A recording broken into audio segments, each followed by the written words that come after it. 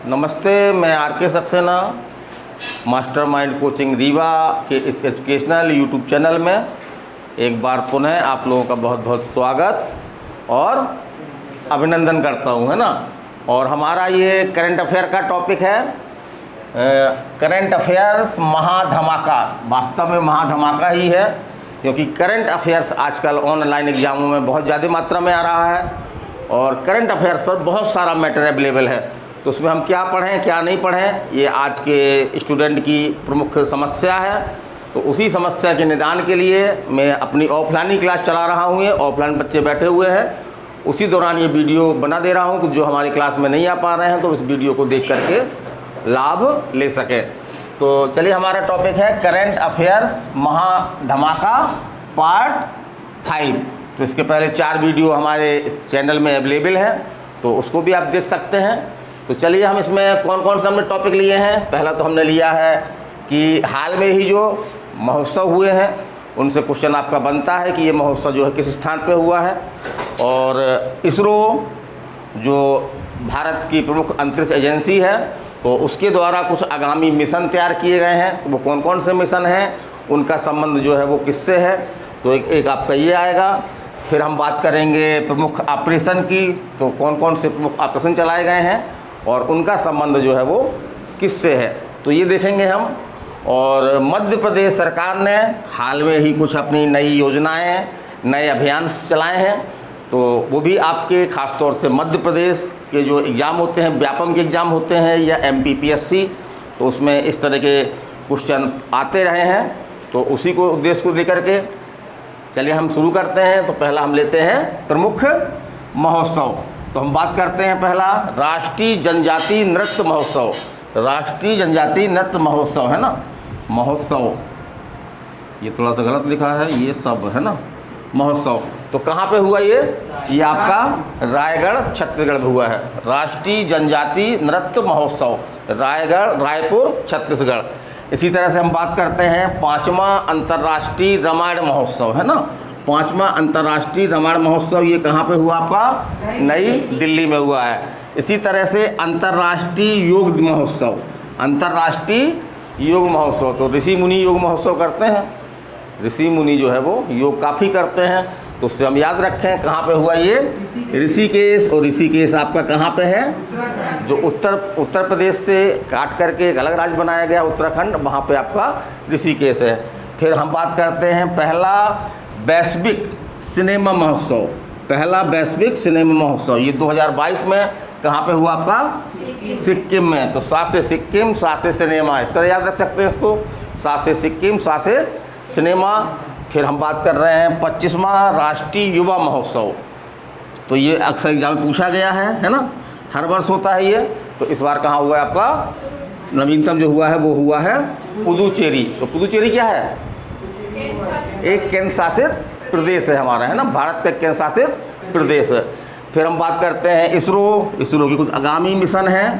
तो चंद्रयान 3 ये क्या है, तो ये चंद्रमा पर अब जो अभियान चलाया जा रहा है 2022 में चलाया जाएगा। तो तीसरा ये चंद्रयान भेजा जाएगा कहाँ पे, इससे पूछा गया है कहाँ भेजा जाएगा, चंद्रमा में, है ना। फिर गगनयान 2023, तो ये भारत का पहला मानव अंतरिक्ष कार्यक्रम है। पूछे गगनयान 23 क्या है, तो अपन का आंसर क्या होगा, भारत का पहला मानव अंतरिक्ष कार्यक्रम है। फिर हम बात करते हैं शुक्रयान की, 2024 कब छोड़ा जाएगा, शुक्रयान प्रथम, है ना, शुक्रयान प्रथम 2024 में। तो शुक्र ग्रह की सतह का जो है वो क्या किया जाएगा, अध्ययन करने के लिए। ऐसा क्या उद्देश्य है, शुक्र ग्रह, शुक्र जो आपका क्या है ग्रह, तो उसकी सतह का अध्ययन करने के लिए। फिर हम बात करते हैं मंगलयान 2 की, तो ये 2024 में भेजा जाएगा और ये मंगल ग्रह के अध्ययन हेतु जो है वो भारत का जो है वो दूसरा मिशन होगा, है ना, भारत का ये दूसरा मिशन होगा। फिर हम बात करते हैं आदित्य L1 2022 की, तो ये सूर्य का अध्ययन करने के लिए अंतरिक्ष मिशन है। ये भारतीय मिशन है, किसके अध्ययन के लिए, सूर्य के अध्ययन के लिए। तो इसको कैसे याद रख सकते हैं, आदित्य सूर्य का पर्यायवाची है ना, आदित्य सूर्य को ही आदित्य बोलते हैं ना, तो उससे हम याद रख सकते हैं कि सूर्य के अध्ययन के लिए है ये। फिर हम बात करते हैं यूरोपा क्लियर 2024 तो बृहस्पति ग्रह का जो एक उपग्रह है यूरोपा, है ना, तो इसके अध्ययन के लिए, तो बृहस्पति ग्रह के उपग्रह यूरोपा के अध्ययन के लिए जो है वो ये मिशन है अपना। क्या है नाम इसका दिया गया है? Europa clear 2024। अब हम बात करते हैं प्रमुख ऑपरेशन की।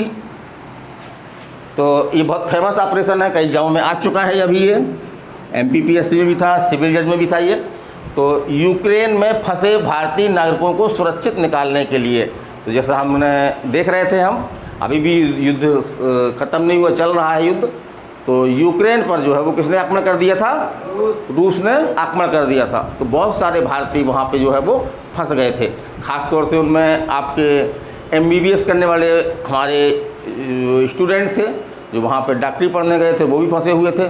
तो उनको सुरक्षित ढंग से भारत लाने के लिए जो है वो एक ऑपरेशन चलाया गया था। उसका नाम क्या दिया गया था? ऑपरेशन गंगा। फिर हम बात करते हैं ऑपरेशन ओलिविया की। तो ओलिविया जो है वो एक क्या है? कछुआ की एक प्रजाति है। तो ऑपरेशन ओलिविया के उड़ीसा में ओलिव रिडले कछुओं को बचाने के लिए जो है वो एक अभियान चलाया गया, ऑपरेशन चलाया गया। उसको क्या नाम दिया गया? Operation Olivia. फिर हम बात करते हैं ऑपरेशन देवी शक्ति की। तो ये क्या है? तो अफ़गानिस्तान, अब जैसा हमने देखा है अभी कुछ दिन पहले कि अफ़गानिस्तान पर जो है क्या किया? तालिबान ने अपना कब्जा कर लिया। तो वहाँ पे जो भारतीय थे बहुत सारे, वो अपने आप को क्या महसूस कर रहे थे? असुरक्षित महसूस कर रहे थे। तो उन भारतीयों को सुरक्षित लाने के लिए भारत में एक ऑपरेशन चलाया गया। उसको क्या नाम दिया गया? ऑपरेशन देवी शक्ति। ऑपरेशन देवी शक्ति। फिर हम बात करते हैं ऑपरेशन नमस्ते की। तो ये कोविड-19 में हेल्प देने के लिए, कोविड-19 में जो है वो हेल्प देने के लिए थल सेना द्वारा जो है एक अभियान चलाया गया। उसको क्या नाम दिया गया? ऑपरेशन नमस्ते। तो किसके द्वारा चलाया गया? सेना की 3 होती सेना ना, थल सेना, जल सेना और वायु सेना। किसके द्वारा? किसके द्वारा? थल सेना के द्वारा, है ना। फिर आगे हम चलते हैं ऑपरेशन बंदर। तो ये बालाकोट स्ट्राइक का जो है कोट था। ये बालाकोट में जो भारत ने सेना ने स्ट्राइक किया था, तो उसका कोट था ये ऑपरेशन बंदर। फिर यहाँ पर हम देखते हैं ऑपरेशन समुद्री मैत्री।